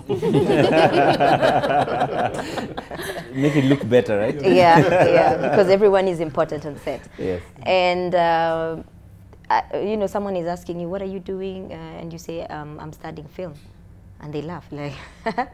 You know, because so they thought that you're studying film, then you shouldn't be a background actor. You should be, you know, somewhere else. But then I would say, from my own experience, I am happy that I got the training. And we were the guinea pigs, actually, because I studied at Kenyatta University, and they did not really, the people who were teaching us are not the people who are really honed, you know, practicality of filmmaking on set. So we got the theory, we understood some of the things that she's talking about. We were lucky enough, you know, to just understand how do you put in the business into film, because it's showbiz, you know, and then now apply with the practicals that you're getting out there. So I would encourage the younger generation, if they have a chance to get the skill, you know, hone the skill, they should go for it, and then mix it with the whatever. Apply the knowledge on set, apply the knowledge hands-on. I have a friend, I'll use that example, I'll come to just now, who wanted to study theater, but at the time when they wanted to study, there was no strong enough institution that was teaching that, and the option was to go abroad, but they couldn't afford it. Chris, even as you add to what you say, do we have enough or in terms of institutions that can actually equip our actors? Because on one hand, the film industry is asking to be treated like a highly professional industry, but on the other hand, are they worth the salt they're asking for? You know, is it equipped enough academically, or is there any need for academic equipment all the same? Interesting question. I think go back a stage in defense of your employers. There's always this discussion, and we try and moderate between the producers and the end users and the buyers, which is media houses. Media houses always say there's not enough good quality content out there. The industry say you guys don't pay, so how do you expect to get content? And we've gradually managed to bring them together, and our last forum, NTV, were there. And we've helped with the Communications Authority to push up to the 40%, with the view of getting to 60% local content. Initially, you guys were very naughty. You would give a camera to somebody to go and film around Nairobi at 4 in the morning and say that was local content. You try to make news local content. But it is local content. But not what we're trying to, not building up our industry. You know, you try to make news local content, but actually you guys have come on side, and I have to congratulate them on that. So that still needs to happen. In terms of the expertise, and everyone here will agree with it, most people globally who are involved in film and TV do not have a qualification. Okay, the qualification is experience and knocks, and a few courses here, technical courses. A few very lucky people manage to go to creative arts academies, actor school, etc. I think there's a niche there. I mean, I personally have got involved with ADMI, which is an amazing film school, because I think there's a need and a potential for it. But the problem is we don't have a creative academy for actors and actresses in this country, not one of high enough repute. And I think there's an opportunity there for somebody who wants to invest to do that. So I think there's a lot there. As KFC, we run masterclasses throughout the year. So if people want a masterclass in script writing or being a DOP or lighting, please come to those. And We've got our market on the 27th of March, where we've got amazing guys coming from France, amazing guys coming from Germany, from Argentina, who are going to be doing masterclasses. It's a chance to buy and sell content, get along there. But other than those... Is there a charge to that? Students are free, so any students can come for free. Anyone else, because it's an opportunity to buy and sell product, I think it's either, I think it's 1,000 bob entry, but we have masterclasses running throughout the 3 days and people buying and selling content. So if you've got a pilot, bring it. We're running a pilot competition, which we're going to, the first time in Kenya, we're going to offer money. I think we're offering 1 million shillings for the person who wins. So all of that's on the KFC website. I won't give the details now, 27th of March. But definitely worth doing it. But we need to invest more in nurturing their talent. And I'm 100% with them. But I also, for people and parents particularly, and I constantly have parents sending their children to me like I'm a therapist, saying, oh, this guy wants to be an actor, or he wants to be involved in film. And I'm like, actually, this is one industry where they don't need a bit of paper. You know, some of the best filmmakers in this world have not got a qualification. Some of the best scriptwriters have not got a qualification. Some of the best actresses never went to film school. So as parents, please look at Lupita and look at the end result. You don't have to have gone to school for that. If you can, all great and good. All right. And because of time, I just want us to give our closing comments on what we feel the way forward is for us. Very briefly, because I know we're meant to jump into sports. I don't want to play with sports, you know what I mean. So I'll begin with Victor here. Maybe what are your closing comments real quick? My closing comments would definitely be, you know, we need to harness the potential of film and do film as a business, and let's get proper government support. It does not necessarily have to be financial, but just facilitation of the environment, you know, cut down licenses, provide us with a good environment to operate. Let's not criminalize filming. You know, getting even a license for a drone is a very, very big challenge today, and everyone in the world today is filming with a drone. So, you know, there are just small things that once they are put into place, and in what I would say with my brother Chris Foot here in Kenya Film Commission, KFCB, and CA and other agencies that are involved in content, we just need to come together, form a creative economy council, which has got all the stakeholders. Let's thrash out the issues once and for all, because it's now about 15 years that we've been talking. So we just need to get things overboard and move to the next level. Okay, thank you. I would just like to say this on behalf of the actors and producers also. What we are doing with my company currently is we're trying to create a star system where we're going to make our Kenyan actors like stars, you know, the way what they do, and also just to harness their skills. And we're doing that through UDADA, through Dada Trust, because last year we had a film boot camp and it was really, really successful. And this year we're going to have another film boot camp, and we still partner with KFC, KFCB, and also other international people. Yeah, and also something else to us producers. We have a lot of stories that we can tell. Of course, if all of us went back home and said that film funding is crazy, we're not getting the money, and we sleep, then some of us would just die, because then that's all that we do, you know. So I'd just like to encourage us that we work together, and we also dress the way we want to be addressed as filmmakers. So I will leave it at that. That's a good punchline to it. I think I would say, one, it's great to have these mature conversations. These conversations never used to happen, and it's a great sign of the maturity of the industry. I think we have missed a trick. I think government has recognized that. We're working towards it. I think it's something that could comfortably bring in 2 to 4% of GNP, at least 1 million jobs if we got it right. We need to invest more time and money and resources generally in the whole industry. And I think we've got a huge market on our doorstep with those 200 million Kiswahili speakers, and Kenya needs to dominate that. And I think there's a lot of opportunity, and I think together we'll be able to take it forward. I think it's exciting times, and yeah, kwa mapenzi ya Mungu will get there. I really think that. Thank you very much. Nungo. Mine goes to the upcoming artists. I'll just tell them that art is a lot of work. It's demands a lot of investment of time, energy, your creative mind and all that. It's not, we have a lot of people right now who just want to make it on TV. And in the process of making it on TV, they end up taking, say, for example, anything. And, you know, it basically not knowing, rather not being aware of what they're doing for their future. Invest in whatever it is you want. Do research. Get mentors.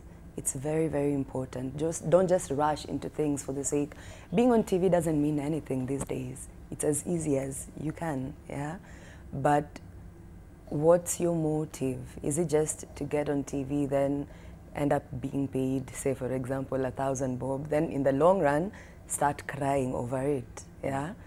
Do your research, invest in yourself as an actor or an actress, yeah. Thank you very much, Nungo, Chris, Matrid, and Victor. Lights, camera, action, like we said, and you've gotten to get a bit of actually quite a good feel of how the industry is and what needs to be done. We've seen some of the things that are hindrances to the growth of the industry, but some of the proposals that have been put forward, and like Chris has said, there's a number of things that he, as a government agency chairman, and his team are doing to ensure that these things are achieved, and so that we can actually be making as much money as we're seeing. For instance, USA makes 3.1 trillion. I'm still stuck on that. It's actually more than our budget, more than the Kenyan budget. So American film can cover Kenyan budget. I'll just kick it over to sports right now before I start really thinking about it. So Sean Kaduvilis, take it away. Thank you very much, and good to see some sportsmen there. Victor, of course, a big guy with rugby, and also Chris, good to see you. He's a polo man himself. I understand he'll be back on the polo pitch in April, so thanks very much. Good to see some sportsmen there, Dan. Yeah, exactly, Sean. And you know, it seems that the sportsmen are moving to film. It shows there's potential. Don't know about me. Don't count me in on that. No, you can drive this way as well. I've got a face for TV, not for film. All right, let's start off with football. And Gor Mahia and AFC Leopards are both in action in the return leg fixtures of the CAF Champions League and also the Confederations Cup today. Kogalo carry a 2-goal lead against their opponents, Leones Vegetarianos, and that's from the first leg battle, and will need a draw or win of any kind to progress in the CAF competition. Gor will be without striker Jacques Tuisinge, who's out injured, but have Mehdi Kagere, George Blackberry Odiambo and the Ivorian striker Efren Guican available. Should they prevail, Gor will face either ASEC Concord or Esperance de Tunis in the next round. Meanwhile, AFC Leopards will be out to progress with a win or a high-scoring draw against Fosa Juniors of Madagascar after drawing the first leg 1-1 at the Bukungu Stadium last weekend. Should Ingwe advance, they will face either Ngazi Sport or AS Port Louis of Mauritius in the next round.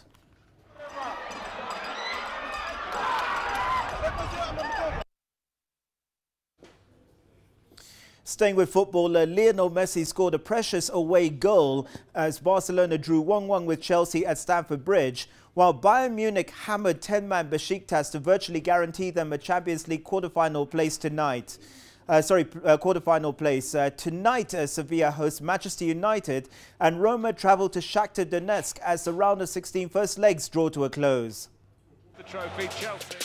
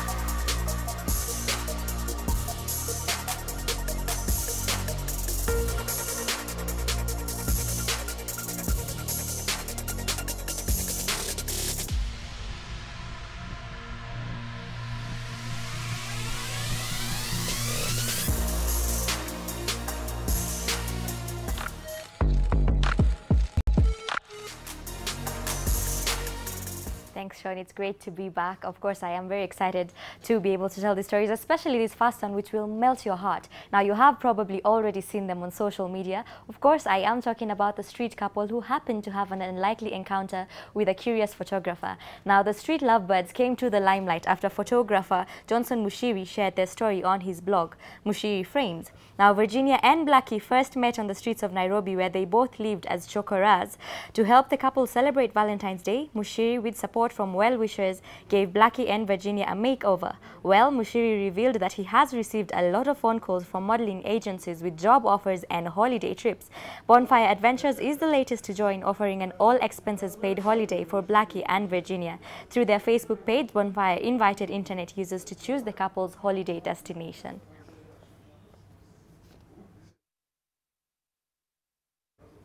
I would spring for Diani. Well, we will of course let you know where exactly they do head. Now, 2 weeks ago, we reported that Timmy Tidat and Otile Brown got into a fight.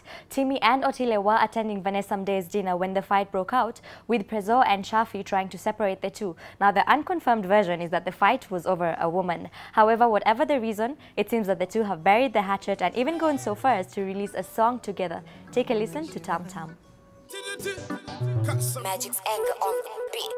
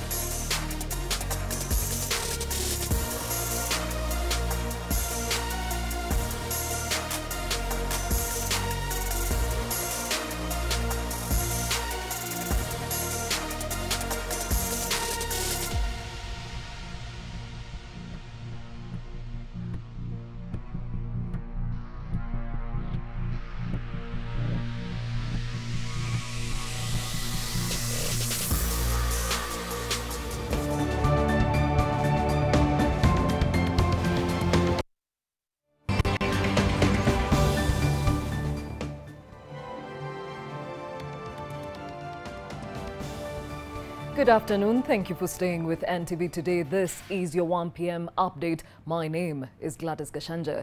KNH baby theft suspect Edina Kemunto has been presented in court today with police allowed to hold her for 5 more days as they complete the investigations into the kidnap saga. We're now joined live by NTV's Seth Olale from the Milimani Law Courts. Seth, what is happening as we speak?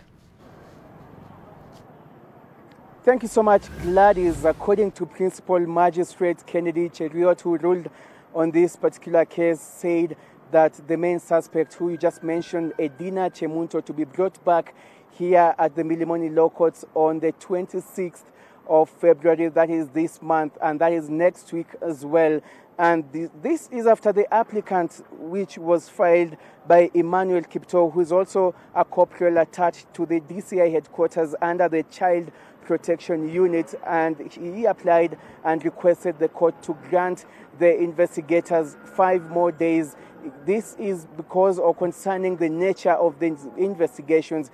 The prosecution also said that the nature of this particular case involved a wider syndicate. This is according to the preliminary investigations conducted so far, and so more other persons are going to be arrested and detained for questioning by the police. Also interesting is that the prosecution mentioned that they intend to travel to Kisii County, the home county of the main suspect, Edina Cheriot, as well as Bungoma County, where Cheriot is understood to have been married. And so they're saying that this might be a wider syndicate involving more persons, and that Cheriot was not acting alone.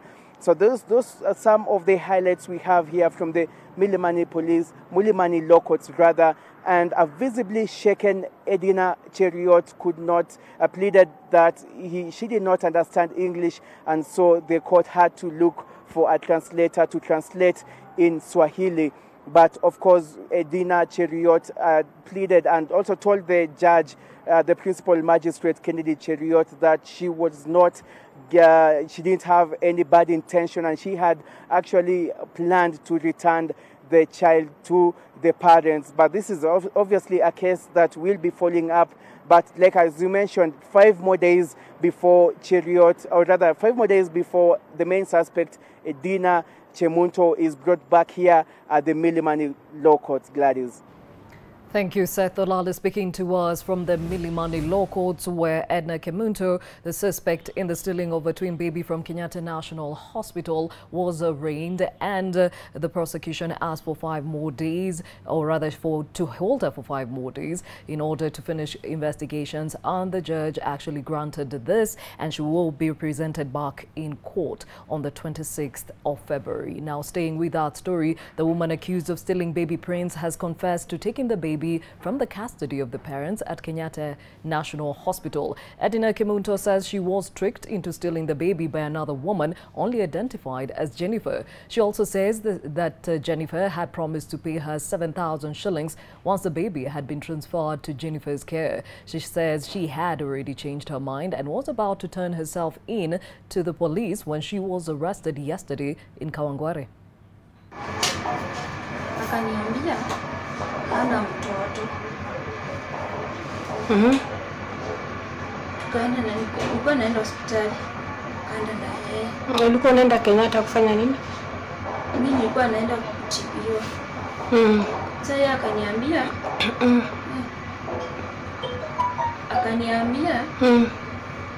anataka nini? Nataka mtoto. Akaona huyu mama alikuwa amekaa hapo. Kuna wasichana mali wa mama walikuwa wamekaa hapo na mtoto. Nikakaa hapo. Alikuwa anaongea Kikisii. Nikakaa hapo tukaongea na akaniambia una usingizi, wamekesha huko usiku yote. Jennifer naye ako huko nje.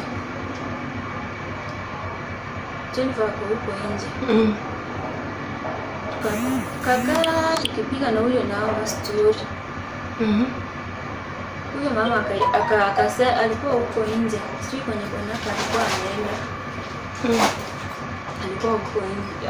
Alikuwa hapo karibu na huko kutoka, alikuwa sasa afunguliwa aende kwa ward. tukatoka na huyo. Kile saa nimeacha huyo nyuma na tulikuwa na yeye tumempepea wa mtoto, ndio mimi nikatangulia, katoka nje na mtoto nikapelekea chini.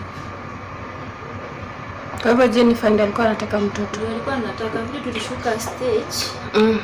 Sasa akaenda na mtoto, tukaenda na yeye kwake. Lakini kamwambia tumefanya hivyo lakini hatutafanya vizuri. Jana nikaenda mpaka kwake. Kumwambia hivi si vizuri. Kulikuwa na roho ya mtu ni vizuri. Nikachukua huyo mtoto, nilikuwa namuosha, hata amenipata kama namuosha, niende nilipoti kwa chief ndio turudishe huyo mtoto. Hata vitu zake nilikuwa nimepaka. Kwa hivyo Kerubu nani huyo Jennifer ndiye alikuwa anataka mtoto. Na alikulipa pesa ngapi? Alinidanganya kunilipa. Alikuwa kulipe pesa ngapi? Alikuwa anilipe 7 lakini hakunilipa. 7,000. Hakunilipa. Yaani nikamwambia mimi sasa vile nimefikiria kwa hizo pesa tulikuwa tumeongea. Mimi sioni vizuri kukaa na huyu mtoto kabisa. Wacha tu nirudi, tusikie mwenyewe. Nirudishe huyu. Na ukienda Kenya ulikuwa mgonjwa wapi? Nilifanywa operation mtoto wangu mwenye alikufa. Mwezi gani alikufa? Alikufa 2017. Sasa ulikuwa unaenda kuangaliwa? Nilikuwa naenda kuniangalia usaka kanifix. Huyo Jennifer. Na unamjua? Namjua lakini leo nimeenda huko, nimejaribu kumtafuta nikaona ni uongo.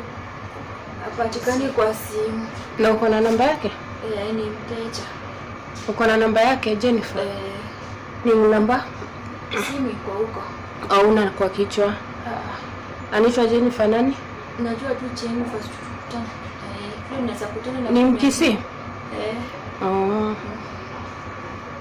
Na sasa mtoto alikula nini jana yote? Kuna maziwa alikuwa amembaia. Nani? Kwa amembaia maziwa. Mimi nikaona si vizuri. Kisha mtoto wenyewe. A kidnapper's confession, where rather we call her a suspect in this case, Edna Kemunto, who is a suspect in the stealing of a twin baby from the Kenyatta National Hospital. That interview is courtesy of our Daily Nation reporter Stella Cherono, and we shall keep you abreast with the details coming of it as and when we get it. Now, Inspector General of Police Joseph Boynet and Director of Criminal Investigations George Kinoti have filed an appeal against the High Court decision that found them in the contempt of court. The two police bosses say the court finding that they are in contempt puts their jobs at risk. The two senior police chiefs were found guilty of contempt for their role in the controversial deportation of the combative self-declared NRM General Miguna. Inspector General of Police Joseph Boynet and his DCI counterpart George Kinoti in their affidavit at the Court of Appeal argued that their positions are at risk following the findings of Justice Luka Kimaru that they were in contempt of court. The two police chiefs want the Court of Appeal to suspend Justice Luka Kimaru's decision pending the determination of their appeal. In affidavits filed through their lawyer Kyoko Kilukumi, Boynet and Kinoti claim Justice Kimaru made the decision without giving them an opportunity to defend their position. In the affidavit through lawyer Kyoko Kilukumi, Inspector General of Police states, I quote, I was found to have committed contempt of court, a criminal offense without any hearing whatsoever. Contrary to Article 47 of the Constitution, the Fair Administrative Action Act and the common law rules of natural justice.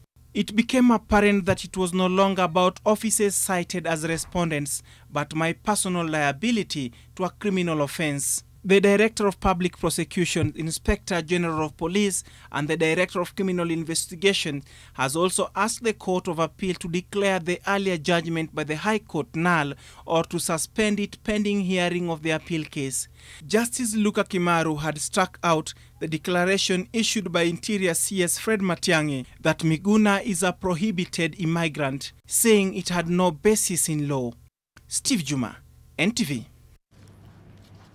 Members of Parliament are talking tough on the illegal timber trade in the country, calling for a total ban on all logging activities in the country. Parliament's Environment Committee says it will recommend to the Ministry of Environment to effect a total ban on all logging and a revocation of all logging licenses until a thorough audit of the country's forest cover is done. The MPs expressed concern that the country could soon run out of water due to the massive destruction of the country's water towers. The current situation is extremely very grave. It's actually a matter of national importance. And coming from the Mount Kenya region, all our rivers are all dried up. And it's a question of destroying our forest cover. Okay? And take it from us, not unless we take drastic measures as government. 5 years, we shall be worse than Cape Town. And as part of the Jubilee Legacy Report or President Uhuru Legacy Report, Index, then you should also be able to put a lot of concentration in forest conservation to avoid calamity coming within the next 5 years. Honestly, we cannot survive beyond even 3 years at the current situation.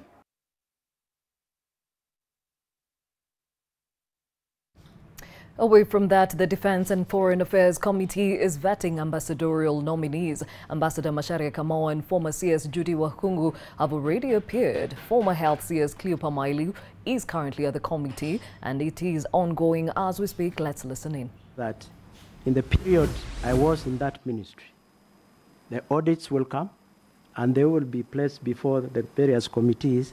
We had no issue of funds which have been misappropriated. But as a government, as a minister, I had to deal with those issues of the past which have been raised in the audit reports, both internally and externally.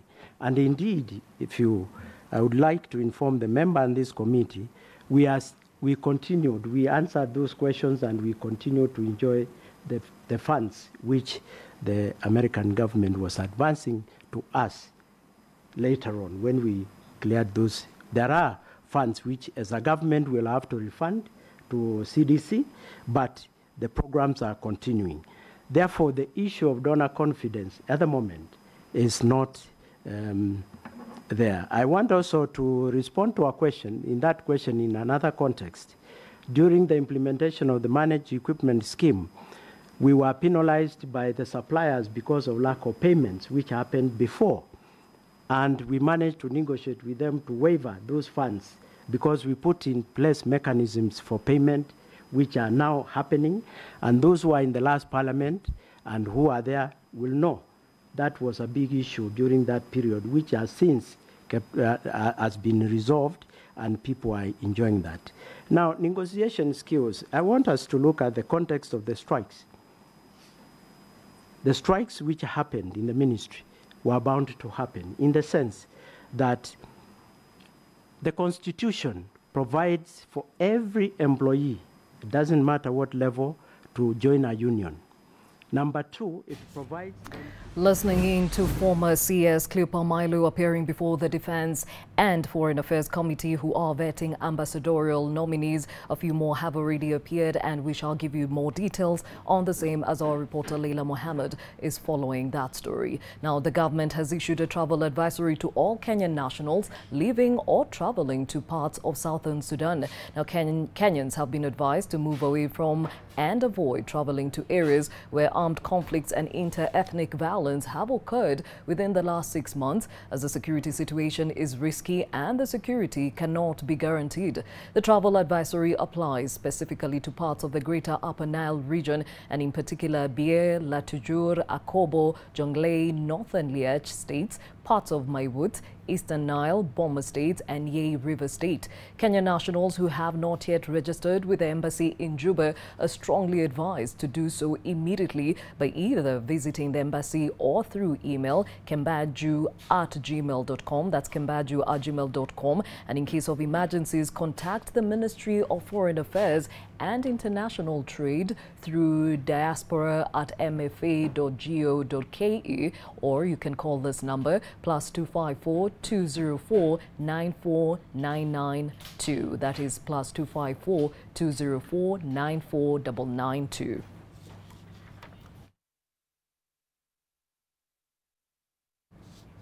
Well, this advisory follows the safe return of the 2 pilots detained in Akobo, South Sudan after a plane they were flying crashed, killing 1 person and 11 cows. 2 other day stories: the Kenya Revenue Authority intercepted gold worth 100 million shillings at the Jomo Kenyatta International Airport, Nairobi. The gold, alleged to have been in the custody of a 46-year-old Tanzanian man, was seized by KRA customs officers and a team of security agencies attached at the airport. In a statement sent to newsrooms, the Kenya Revenue Authority said that at least 32 kilograms of gold bars and an accompanying invoice of 87,000 shillings, or rather million shillings, worth approximately 100 million shillings, were found in his possession. The suspect was arrested Friday on board Precision Airlines from Mwanza on his way to Dubai following an intelligence alert. They have further said that a team from the Directorate of Criminal Investigations, accompanied by Revenue Protection Service officers from KRA's Investigation and Enforcement Department, took statements from the suspect.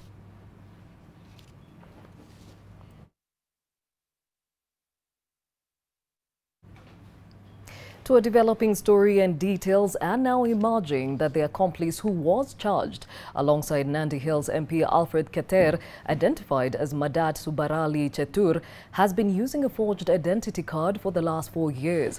At some point, he allegedly even withdrew money from an account belonging to another Madat Subarali Chetur, who owns Chetur Group of Companies in Nairobi. But as NTV Trevor Ombijo reports, questions still linger on who is the real Chetur and who did the police arrest, charge and free on bail. These 2 men share the same identity card and the same name, Madat Subarali Chatur. But the owner of Diamond Plaza in Westlands claims that he is the real Chatur.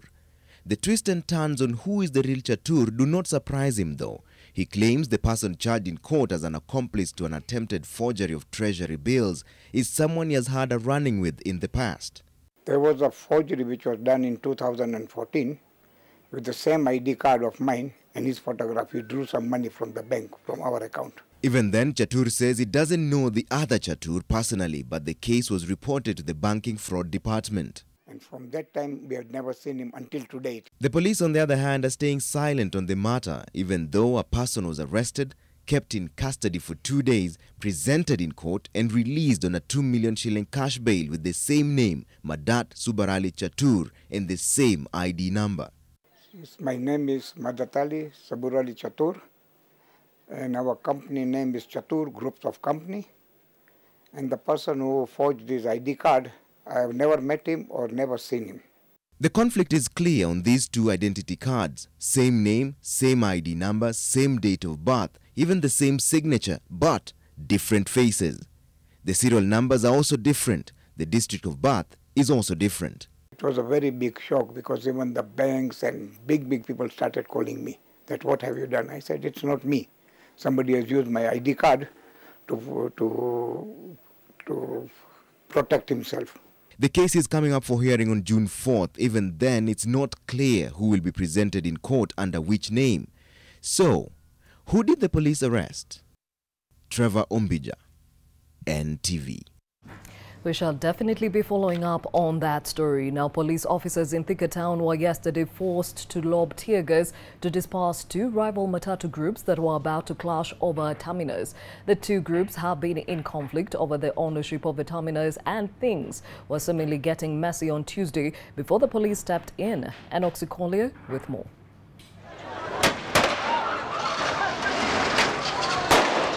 These were the scenes in Thika Town after police were forced to lobby tear gas canisters to disperse rival Matatu groups on Tuesday afternoon. Members of 254 Finest Sacco were challenging 2TS Sacco, who they say have enjoyed monopoly for quite a long time.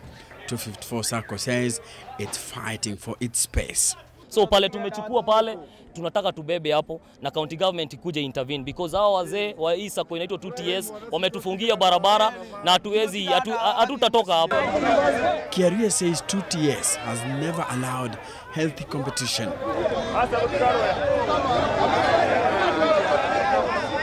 This allegation was, however, disputed by 2TS.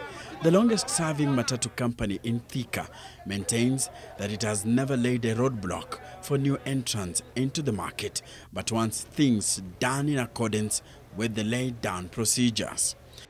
Wakati sasa ile watu wamefunga maduka hapa, hawa vijana wakakuja wakafungua stage ambayo sisi hatukuweko. Sasa shida ilianza hapo. So kama wakikaa chini wasikizane na stakeholders ambaye ni wa maduka, ambaye ni wa kuuza mananasi, ambaye ni wa matatu, wakae chini wasikizane, wapewe vijana wapewe stage yao, sisi hatuna shida. Lakini shida ni hao vijana kuja kujinyakulia stage kila mahali popote wanataka. Mtu asikuje kushika mtu mashati. Hii Thika si yake. Hata sisi tumezaliwa hapa. Wao wametoka na huko. Sisi tumezaliwa hapa na tumechoka. Tumechoka hivyo. Tutakubali sako kufanya jinsi itakavyo katika mji huu.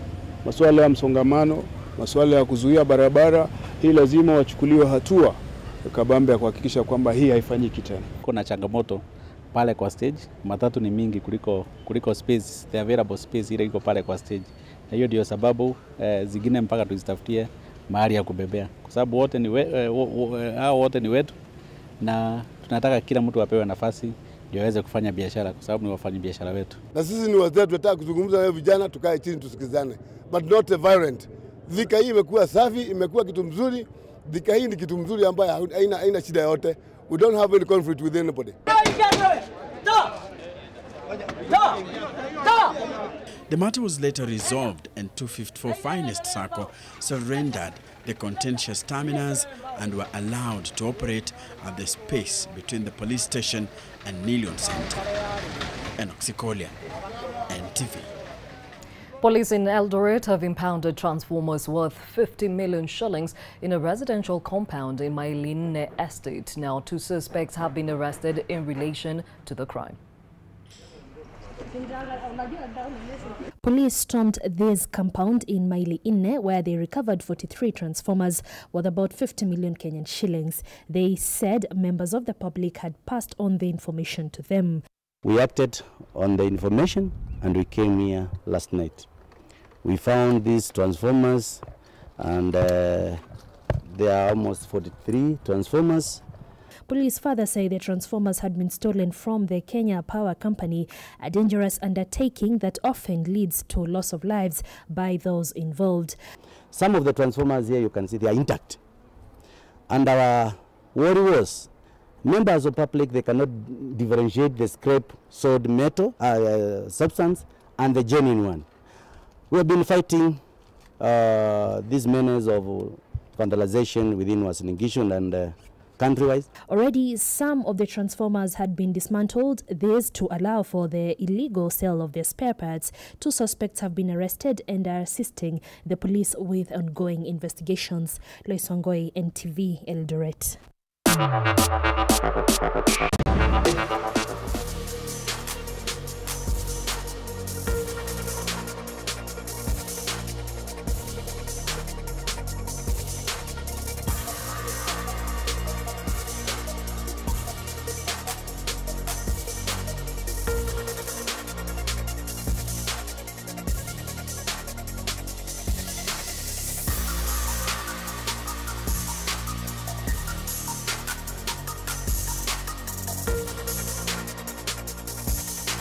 National Rugby 7 squad for the Las Vegas and Vancouver legs of the World Rugby 7 Series. The Mwamba duo replaced Cabras Sugar's Brian Tanga and Agustin Lugonzo of Menengai Cream Homeboys. Shujaa leave the country Saturday evening for the Vegas leg, where they are in Pool A with Fiji, France and Russia. To have some experienced players back into the team, for us, of course, it's an added advantage. For us, we'll be taking it a game at a time going forward, and hopefully they can integrate to the team properly to just raise the standards higher. Legs 5 and 6, we had a pretty good outing in Hamilton and Sydney about two weeks ago, and we're looking to the best possible performance we could get going forward. As you know, this is a rather long year. We have the Commonwealth Games that's somewhere in the middle there. To some football, Gor Mahia and AFC Leopards are both in action in the return leg fixtures of the CAF Champions League and Confederations Cup today. Kogalo carry a 2-goal lead against their opponents Leones Vegetarianos from the first leg battle and will need a draw or win of any kind to progress in the CAF competition. Gor will be without striker Jacques Tuyesenge, who is out injured, but have Mehdi Kagere, George Blackberry Odhiambo and Ivorian striker Ephraim Guikan available. Should they prevail, Gor will face either Asa Concord or Esperance de Tunis in the next round. Meanwhile, AFC Leopards will be out to progress with a win or a high-scoring draw against Fossa Juniors of Madagascar after drawing the first leg 1-1 at Bukungu Stadium last weekend. Should Ingwe advance, they will face either Ngazi Sport or as Port Louis of Mauritius in the next round.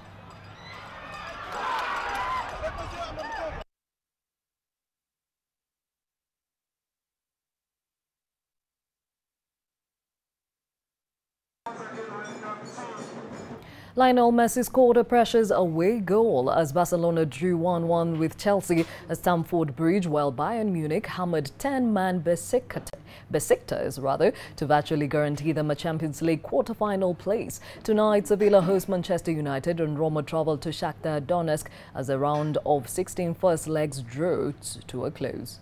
The trophy, Chelsea.